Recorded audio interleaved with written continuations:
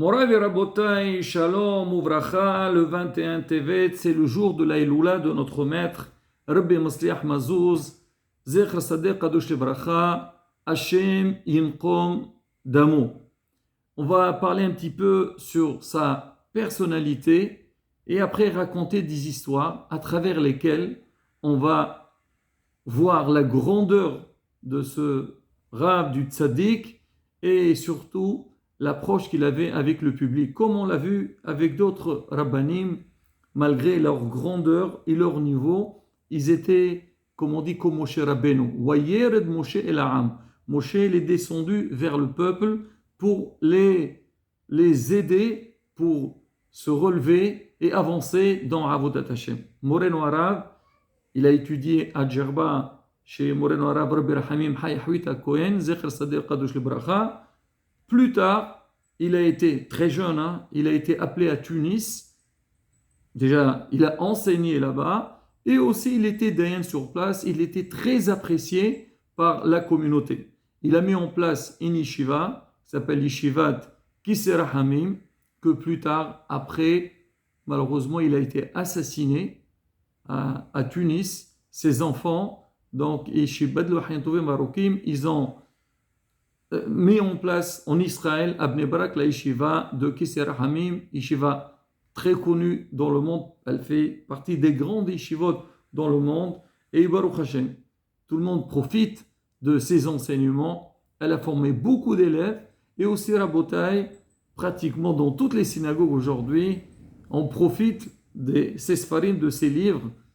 En l'occurrence, le Ish Masliach, le livre de prière, le Tirkon Sofré, mais aussi beaucoup de livres sur la halacha, sur la Gemara, et ça c'était un peu l'idée, donc l'esprit de l'étude des rabbanim de Tunisie, et Moreno Arav, il a travaillé beaucoup sur ça, et même dans sa yeshiva, on pousse énormément les élèves à écrire, et comme on dit, pour transmettre aux autres. Une des qualités qu'il avait, ou sa manière de travailler, on l'appelait, c'était quelqu'un de tarif. C'est quoi tarif? C'est quelqu'un qui était sévère. C'est vrai, certains ils pensent qu'on est sévère, alors c'est un peu hasbi shalom péjoratif, alors que non. C'est quoi? Il savait suivre, c'est quoi la rigueur et avoir un cadre. C'est comme ça, Rabotai, qu'on peut avancer. C'est ce qu'on avait dit le dernier cours avec Moreno Khelfoun à Cohen Zer Sadeh Kadesh Livracha. Donc les taqanot qu'il avait mis en place à Djerba, c'est ça qui a aidé la communauté de savoir quel chemin prendre et comment avancer et réussir dans Avodat Hashem. C'était aussi donc la même méthode qu'il a utilisée notre maître Rabbi Masliach Mazouz, mais Rabotai, ce qui était fort donc chez ces rabbanim-là, c'est que malgré, donc on va dire, leur sévérité, leur rigueur, ils étaient très proches au public. Ils ont su comment intéresser leurs élèves, comment intéresser le public pour que Be'ezrat Hashem, il avance dans Torah, Mitzvot et Ma'asim Tovim. Je veux commencer par une petite histoire. Il y avait une fois, donc à Tunis, donc il y avait quelqu'un qu'on devait lui faire un get. Un get, c'est un acte de divorce. Alors, il faut faire très attention. Donc, on écrit un get, surtout au niveau des noms. Il faut être très précis. Et le Rav, donc le monsieur en question, qu'on devait lui organiser le get, était là. Le Rav, il lui a dit comment tu t'appelles. Il lui a donné un nom. Bon, on sait qu'à Tunis, il y a beaucoup, ils donnaient des noms un petit peu, soit ils disent modernes, un nom laïque, pas des noms juifs. Il a dit, c'est quoi ton nom juif pour l'écrire dans le get. Et il lui a dit, l'autre, il a dit, dis-moi quand tu montes à la Torah, comment on t'appelle? Souvent, les gens, quand ils montent à la Torah, ils disent leur nom juif. Alors, le prénom plutôt. Il lui a dit, mais Rav, moi, j'y vais pas à la synagogue, je monte pas à la Torah. Le Rav lui dit, quoi? Même Shabbat, Yom Tov, tu vas pas à la synagogue? Tu assistes pas à la lecture de la Torah? Le monsieur, il lui a dit, non. Bon, il a dit, tu vas pas, Et c'est comme ça. Bon, il a fini le guet. Le Rav, il a rencontré ce monsieur quelques années plus tard. Le monsieur vient le voir et dit, Monsieur le rabbin, vous vous rendez pas compte? Le petit dialogue qu'on a eu ensemble et la manière dans laquelle vous avez discuté avec moi, ça m'a marqué. Et depuis, tous les matins, je suis à la synagogue et je fais mes prières. Je fais très, très attention. La rabotaille, indirectement, on raconte aussi que le matin, quand il venait, c'est ce qu'on appelle aujourd'hui, on fait 2 halachot le matin. Alors lui faisait un petit shi'our le matin. Bon, les gens, ça qu'on dit, la Torah, normalement, il faut fixer un moment d'étude tous les jours. Alors celui qui n'arrive pas, au moins le matin, avant de sortir, il faut écouter 2 petites halachot. En plus, on dit, alors le rabbi donnait un petit shi'our et les gens y restaient. Tout le monde, aussi bien les érudits dans la Torah, même les gens, donc les bâtim. Le rabbi, il a dit, dans son cours, il a amené donc une halakha, c'est marqué dans la Gemara, qu'un talmid hacham, il n'a pas le droit de manger à l'extérieur. Il doit manger dans un endroit privé, un endroit pas devant tout le monde. C'est pas, on dit, même c'est pas cadeau. Il y a des halachot par rapport à ça. Et sur le champ, les gens savaient très bien qu'on donne une halakha, surtout que les gens ils connaissent pas ou ils n'aiment pas trop, ça commence à discuter dans tous les sens. Et à un moment donné, il a dit, quoi, même manger une glace à l'extérieur, c'est un talmid hacham n'a pas le droit de le faire. Il lui a dit, oui, qu'est-ce que ça change? Manger à l'extérieur, donc c'est pas respectueux. Très bien.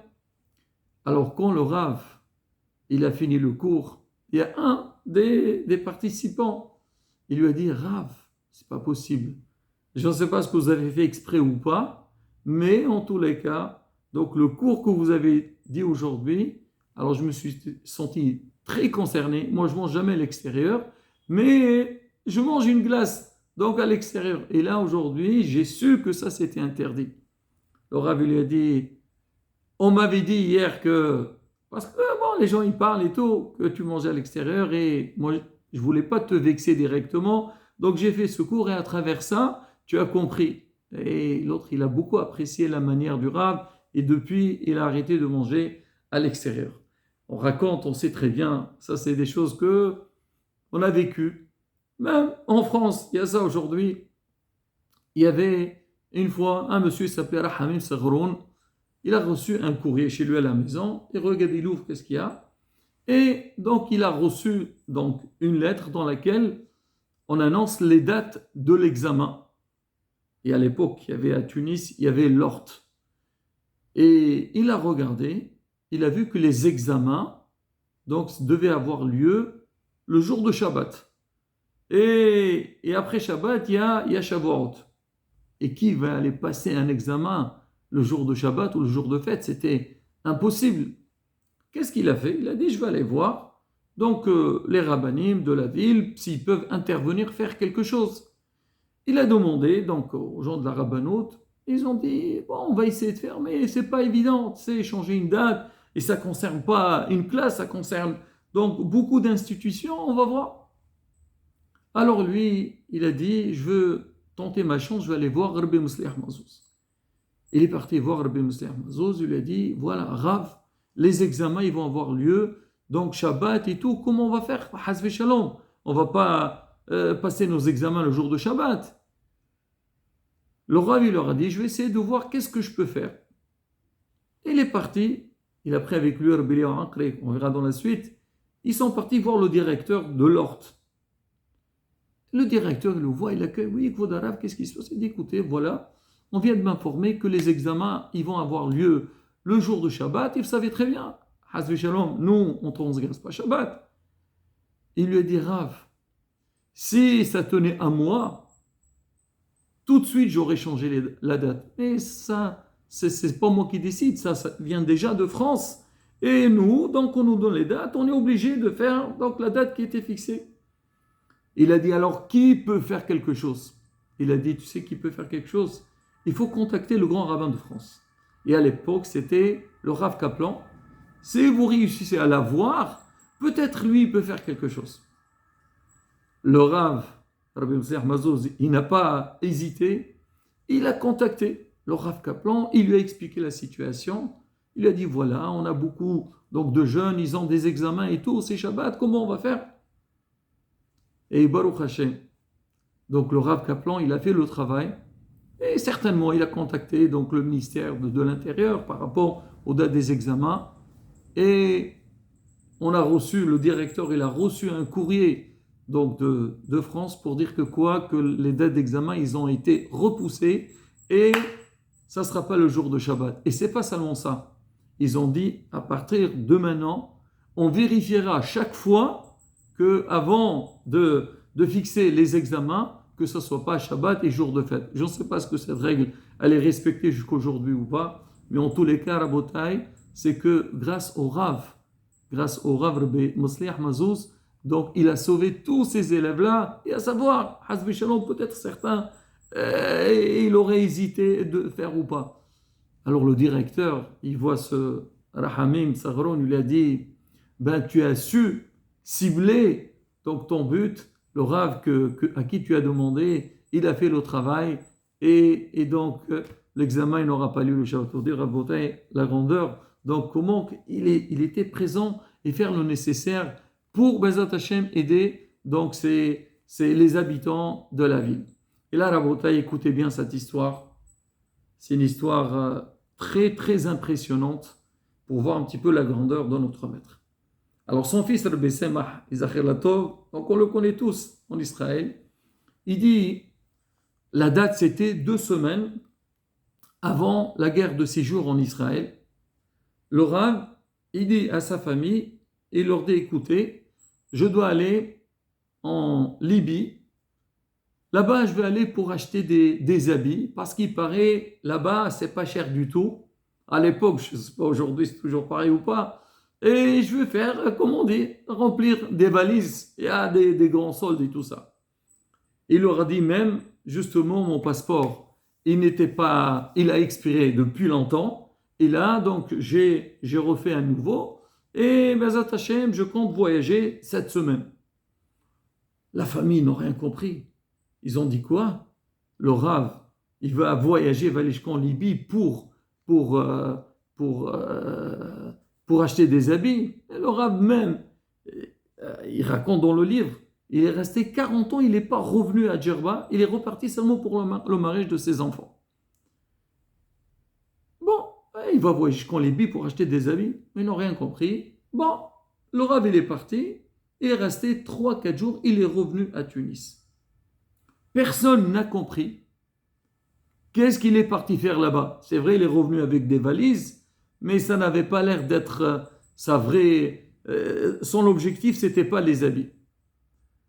Alors, Rabbi Eliyahu al-Aqri, son gendre, chez Badil Hayim Tovim, alors il raconte, un jour il était avec son beau-père, il lui dit, Rabbi, je voudrais savoir, je n'ai pas très bien compris donc, votre voyage que vous avez fait. Vous êtes parti à Tripoli, soi-disant, pour acheter des habits et tout.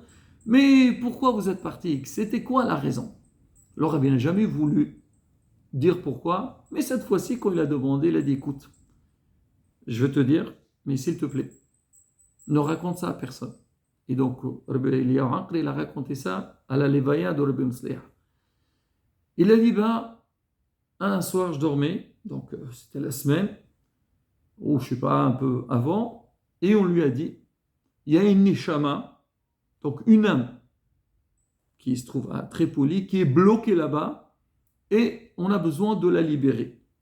Pour comprendre tout ça, il faut, on sait c'est quoi une neshama qui est en Gilgoul, et on doit la libérer, et on m'a demandé de le faire. C'est vrai, pour moi, j'étais un peu surpris de cette demande, mais si on me l'a demandé, j'ai dit je veux le faire. Alors, je suis parti. Il est parti à Djerba, et de Djerba, il est parti à... Donc, ils sont partis Ben Guerdan et ils sont arrivés en Libye. Ils sont arrivés le vendredi. Vendredi, il faut passer le Shabbat. Ils sont partis, ils se sont installés donc, dans une auberge ou dans un hôtel. Le soir, ils sont partis à la synagogue. Et un des riches de la ville, il leur a dit, venez manger chez moi, Shabbat. Alors ils sont partis, ils ont mangé chez lui. Le soir, il dort, Rabbi Mslih, on vient lui dire, écoute, c'est pas dans cette maison que la Neshama, elle se trouve. Elle se trouve chez une autre personne. Et lui, au début, quand il était à Tunis, quand il arrivait, on lui a montré le mur dans lequel il y avait cette Neshama, elle était bloquée. Et donc, l'El Shabbat, on l'a dit, c'était pas là-bas, c'est quelqu'un d'autre, c'est un monsieur qui s'appelle Gabriel Galam. Demain, quand on va la preuve, demain on va t'inviter, tout le monde va essayer de te demander de venir manger chez eux, tu refuses, seulement quand monsieur Gabriel Galam, il va venir, il va dire viens manger chez moi, tu vas chez lui. Effectivement, le lendemain, le Rav était à la synagogue, après la tfila, tout le monde, hey, Rabbi, viens manger chez nous. Et comment tu t'appelles? Il a refusé tout le monde. À un moment donné, il y a une voix, il dit comment tu t'appelles? Il dit Gabriel Galam. Il dit, je viens avec toi. Personne n'a compris, il est parti chez lui. Il était donc pour la Sirouda, il regarde un peu les murs et il voit le mur qu'on lui a montré dans le rêve, il le voit face à lui. Il a dit c'est bon, c'est ici, cette Neshama, elle se trouve là. À la sortie de Shabbat, le Rav, il a fait un tikkun. Donc comment faire pour libérer, pour sauver cette Neshama? Alors Rabbi Eliyahu Ankri qui est à côté, il a dit alors, bon, il a dit j'ai fait ce qu'il faut faire. Enfin, moi, de comprendre au seul que c'était bon. Le Rav, quand il était là-bas, c'était la période du Omer. Il a vu que là-bas, les gens, il y avait certaines choses qui respectaient pas beaucoup. Ils parlaient au téléphone le Shabbat, se raser avec la lame. Bon, il y avait des choses. La pureté familiale. Il a beaucoup parlé sur ces choses-là. Il a laissé vraiment des bonnes traces derrière. Et donc, en même temps, il a essayé d'aider cette Neshama à cette âme pour la libérer. Et aussi les gens. Aujourd'hui, il faut aussi s'occuper des âmes vivantes. C'est que leur faire du moussard, des vrais Torah, on a besoin, il faut apprendre dans la vie rabotaille. Et donc, le Rav, donc, il a raconté à Rabbi Eliyahu Ankri, il lui a dit, donc, ce qu'ils avaient fait là-bas.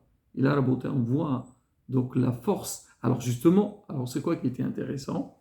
C'est que j'ai précisé au début, c'était 2 semaines avant la guerre de 6 jours en Israël. Et on sait tous, malheureusement, quand il y a eu la guerre de 6 jours, les problèmes que les Juifs de la diaspora ils ont eu, surtout dans certains pays, en l'occurrence en Libye. Alors les Juifs là-bas, ils ont été très très touchés. Et ceux qui sont restés en vie, ils ont quitté, ils sont partis. Donc surtout, beaucoup ils sont partis en Italie, d'autres en Israël. Mais pour dire que quoi? Que le Rav, s'il n'était pas venu le Rav, donc cette semaine-là, cette Neshama, elle n'aurait pas pu être libérée, sauvée. Comment cette Neshama? Certainement, elle a trop demandé dans le ciel et elle a mérité donc lui faire être libérée. Donc, le fils de Rabbi Mostea, il raconte qu'un jour, ils étaient à l'Eshiva et un monsieur qui venait d'Italie, il s'appelait Gabriel Galem, il leur a dit, votre papa, quand il est venu en Libye, et il a mangé chez moi le midi. Mais il ne savait pas c'était quoi la vraie raison. Il a raboté pour voir un petit peu, c'est quoi la grandeur de nos rabbanim, de tzadikim. C'est qu'ils avaient des connexions déjà avec le ciel, avec les neshamot, et aussi sur terre. Donc, comment ils ont œuvré, ils ont essayé de tout faire pour aider l'Am Israël, pour Am Seiva, Torah Mitzvah, Hasim Tovim. Nous aussi, rabotaï, comme on dit toujours, quand il y a le lait d'un tzadir, c'est vrai, il faut allumer une bougie. Donc, on lit un petit peu ses écrits, mais surtout, voir ça, comment ils ont vécu, comment ils ont réussi à faire tellement de choses que nous aussi, on a la possibilité d'avancer, de grandir dans Avodat Hashem. qu'Akadosh Baruch Hu יקבל תפילותינו ברצון, וזכות הצדיקים תמיד טוב בעדנו, אמן כן רצון, שנזכה לגאולה שלמה במהרה בימינו, אמן כן יהי רצון.